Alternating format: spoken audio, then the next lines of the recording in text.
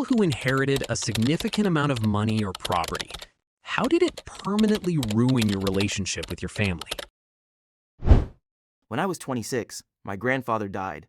For the whole family, it looked like an ordinary funeral of an old man who had lived a hard but decent life. We stood near the church, hugged, cried, told each other, "The main thing is to stick together."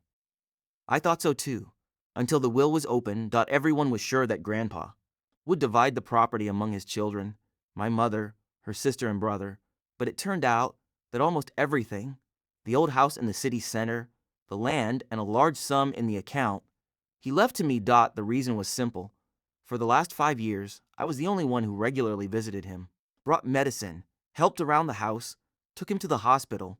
Other relatives appeared only on holidays, but at that time it didn't seem special to me. He was my grandfather. I still remember the silence in the room after the notary's words. My aunt literally turned pale. Her husband laughed nervously and said, "This is some kind of joke." My mother's brother just stood up and left. And my mom, she was silent. And that was the worst. The first few days everyone behaved restrained. But then the calls began. My aunt said that Grandpa was old and didn't understand what he was signing. My uncle hinted that, humanly, everything should be divided. My mom asked not to destroy the family because of money. I offered a compromise, to give part of the money and help everyone, but it wasn't enough for them. It was no longer about money. They were humiliated by the very fact that Grandpa chose me. A month later, they filed a lawsuit to challenge the will. At some point, I realized that I no longer recognized these people. They searched for old medical documents of Grandpa, tried to prove that he was not in his right mind. My aunt lied in court that I manipulated a lonely old man. My uncle told all the neighbors that I was a fraud. The worst was with my mom. She began to avoid me. And then one evening she said, "If you were a normal person, you would have divided everything yourself." That night I really didn't sleep. Because I didn't understand. Why am I being punished? For being there for Grandpa when others live their own lives. The trial lasted almost a year. I won. The will remained valid. And that was when I finally lost. On my mom's birthday, I was no longer expected. Family holidays ceased to exist. My cousins deleted me everywhere. My aunt told people that I stole the family's future. 2 years later, I sold that house, not because I wanted money. I just couldn't go there anymore. Every room reminded me not of Grandpa, but of how quickly love in the family has a price. Sometimes I think, if Grandpa hadn't left me anything, I would still have a family. But then I remember who was really there for him until the last day. And I realized that maybe I didn't lose a family, but only the illusion that I had one. When I was 34, my father died. And I know it sounds terrible, but the first thing I felt after the call from the hospital was not only grief, it was also fear. Not because of death, because of what was about to happen next. My father was a very wealthy man, not just well off. He had a construction company, several apartments, land outside the city, and a huge house where he had lived for the last 20 years. As a child, I thought we were the perfect family. A big house, family dinners, expensive Christmas gifts. Only when I grew up did I realize that money doesn't make people closer. My father controlled everything through money. Absolutely everything. If my mother wanted to leave him, he reminded her that the apartment was in his name. If my sister argued with him, he stopped paying for her education. If I did something wrong, he could go months without speaking to me, but at the same time send expensive gifts, as if that could replace a normal relationship. And yet, despite all this, we all revolved around him. Because he was the center of the family and the source of money. A few years before his death, he became seriously ill. Heart, diabetes, constant doctors. That was when I started visiting him more often. Not because of the inheritance. Honestly, at that time I already had a decent job and wasn't financially dependent on him. It was just, he had grown old. And when strong people grow old, it looks frightening. Like watching an entire era collapse. My sister almost never came. She always said she couldn't stand his character. My mother had long lived separately, though they were never officially divorced, and at some point, only I was left. I drove him to doctors, sat with him in hospital rooms, listened to his endless business stories. Sometimes we just sat in silence and watched TV. One day he said, "Everyone loves me as long as I can give them something." I brushed it off. I said, "Oh, stop it." And he just smiled sadly. When he died, the whole family gathered at the house the very next day. And it was strange. People who hadn't seen each other for years suddenly acted like a close family. My sister cried louder than anyone. My uncle walked around with a serious face, telling everyone how much he respected his brother. Distant relatives brought food and condolences. But I felt the tension, as if everyone was waiting for something, and they were. The will. A week later, we sat at the notary's office. I still remember the smell of coffee in that room and how my sister nervously tapped her fingers on the table. And then the notary began to read. Most of the property went to me. The house, the company, the land, the main accounts. My sister got 2 apartments and a certain sum of money. My mother, a large deposit. At first, I didn't even grasp the scale. Then I saw my sister's face. She looked at me as if I had just stabbed her in the back. My uncle spoke first. "This must be a mistake." The notary calmly replied, "The will was made legally," and then it began. My sister stood up and said, "Did you seriously hang around him for this?" I couldn't even find words to answer. I felt so disgusted by the thought itself that I couldn't speak. That evening she sent me a message. "You stole my father from me even before he died." And you know what's the scariest? Part of me started thinking, what if she's right? The following months were hell. Relatives called me every day, said that I had to share, that father wasn't in his right mind, that a normal person wouldn't do this. I offered compromises, big compromises, but it was no longer about money. They needed me to admit I had no right to be chosen. My sister filed a lawsuit. In court, she cried and told stories about how I isolated father from the family.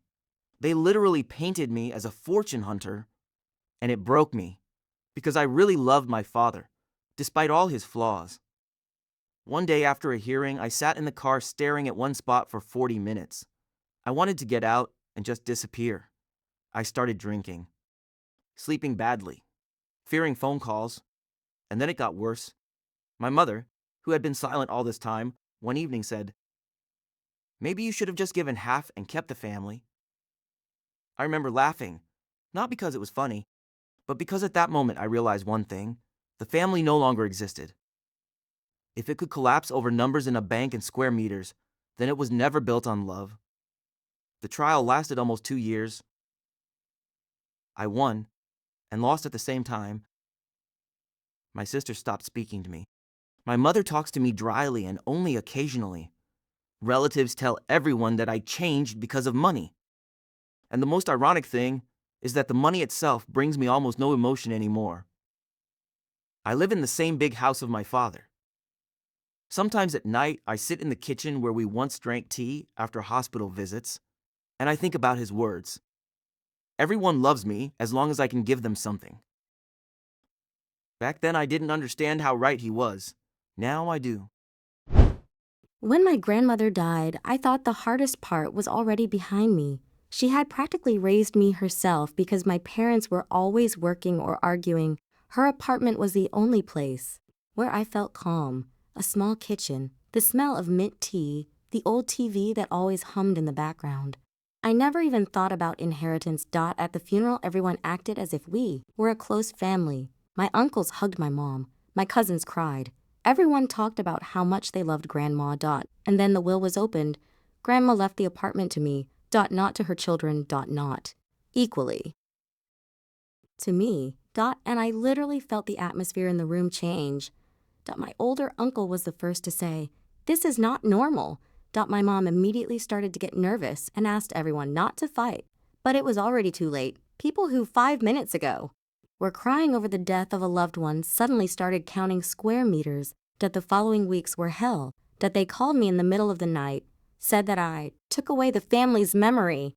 My aunt directly stated that I took advantage of an old woman, although she hadn't visited Grandma for years. The most painful moment was when my mom asked me to give the apartment to my uncle. I really thought I misheard. She said, "He has children. You are young. You will earn more." At that time, I was working 2 jobs and barely paying rent for a room. And her brother, who needed it more, was driving a new BMW. I refused. After that, I was no longer invited to family gatherings. They talked behind my back. My cousin wrote to me, "You sold the family for an apartment." And it was funny because I didn't sell anything. On the contrary, they sold me for it. A year later, I accidentally heard my mom on the phone saying to someone, "He became a completely different person after that apartment." But the truth is that I didn't change. I just saw for the first time who they really were. My father had been poor all his life, not because of laziness. He just constantly had bad luck. His small business closed, then health problems, debts. We lived very modestly. When his brother in Canada died, we didn't expect anything special. They hardly communicated. But it turned out that my uncle was very rich, and he had no children. One day we got a call and were told that my father inherited a huge sum of money and a house. I will never forget how quickly we found relatives after that. People who hadn't greeted us for years suddenly started visiting. Distant cousins wrote long messages about family ties. Aunts brought pies and said we had to stick together. At first, my father was really happy. He helped everyone. Paid for someone's treatment. Closed someone's debt. Bought someone a car. And you know what? The more he gave, the more they hated him. Because when people get used to someone else's money, no feels like betrayal. 2 years later, my father stopped giving money to relatives, and then the real madness began. His own sister said, "You forgot who was with you in poverty." Although when we were barely surviving, she never helped us once. Then rumors spread that my father got arrogant, that we looked down on everyone, that money spoiled us. Once I heard a cousin say, "If that brother had left the money to me, I definitely wouldn't be such a miser." After that, my father stopped answering almost everyone. And you know what's scary? He became very lonely, because when people love you for years only for what you give them, you stop understanding who is there out of love and who is there out of benefit. My mom took care of her rich aunt all her life. She was a very difficult woman, demanding, cold, constantly dissatisfied. Other relatives couldn't stand her and only showed up when they needed something. My mom went to her every week. Cleaned, cooked, took her to hospitals. I remember how she came home exhausted and cried in the kitchen, but still went again. When the aunt died, my mom inherited the house. And it literally ruined her life. Relatives began accusing her of manipulation. One cousin even shouted at the funeral, "You hung around her on purpose for money." I thought my mom would explode. But she just stood silently. Then the lawsuits began. 3 years. Relatives tried to prove that my mom pressured the old woman. They dug up old stories, lied, twisted facts. And the most disgusting thing was that everyone suddenly forgot who really took care of this woman for the last 10 years. I remember the moment when my mom sat in the kitchen and said, "If I had known how this would end, I would have refused everything." But then she quietly added, "Although no, I would still have helped her because I didn't do it for the house." She won the trial. But after that, our family practically ceased to exist. I wasn't invited to 2 cousins' weddings. My mom's brother stopped talking to her. Even people who lost nothing acted as if they had been robbed. And then I realized one thing. Big money doesn't create greed. I was 29 when my mother died. And honestly, even now, 5 years later, I can't recall that period without a strange mix of guilt and disgust. My mother was a very quiet person. She worked as an accountant all her life, never liked conflicts, and always tried to reconcile everyone. Even when my father drank, even when relatives took advantage of her, even when she herself felt bad, she smiled and said, "It's okay. The main thing is that we're all together." After my father's death, she suddenly started earning very good money. She inherited a small business from his friend, and unexpectedly, it took off. In 10 years, my mother bought a big house, several apartments, and saved a serious amount of money. And that was when relatives began to circle around her. My cousins, who previously didn't even greet her on holidays, suddenly became very close. My aunt started coming for tea 3 times a week. Everyone called my mother a golden person. It annoyed me, but my mother just laughed. "Oh, stop it, it's family." 2 years before her death, she was diagnosed with cancer. At first, the prognosis was good, then not so good, and then the doctor told me directly in the corridor, Prepare yourself. I remember that day very clearly. I sat in the hospital bathroom vomiting from stress, unable to believe that the person who was literally everything to me would simply disappear. During that period, I was with her almost constantly. I worked remotely right from the hospital, slept on chairs, took her to chemo, washed her hair when she couldn't stand anymore. Relatives also came sometimes. But you know what I noticed? They constantly talked about money. What will happen to the house? Have you thought about the will? Everything must be arranged properly. My mother was still alive in front of them, and they were already dividing her things. One day I couldn't take it and threw everyone out of the ward. After that, my mother quietly said, "Don't fight with them. They're just those kinds of people." A month before her death, she asked me to bring a notary. I didn't want to. It felt like admitting she would really die. But she insisted. And when the will was ready, my mother left almost everything to me. I even argued with her. I said, "Divide it fairly so there won't be a war later." And she replied, "I know my family better than you." She died at night while I held her hand. And honestly, I thought the worst was already behind me. I was very wrong. At the funeral, everyone cried, hugged me, said, "We're here for you." A week later, they already hated me. When the will was opened, my aunt literally turned red with anger. My cousin said, "Of course. She manipulated you before she died." I sat there, unable to believe it was really happening. My mother had died 2 weeks earlier. Her clothes were still in the closet. Her pillows still smelled of perfume. And they already looked at me as if I had robbed them. The first months were horrible. They called me in the middle of the night, sent long messages about justice, said my mother wasn't in her right mind because of the medicine. One day, my aunt came to my home and said right in the hallway, "You've been selfish all your life, and now you proved it."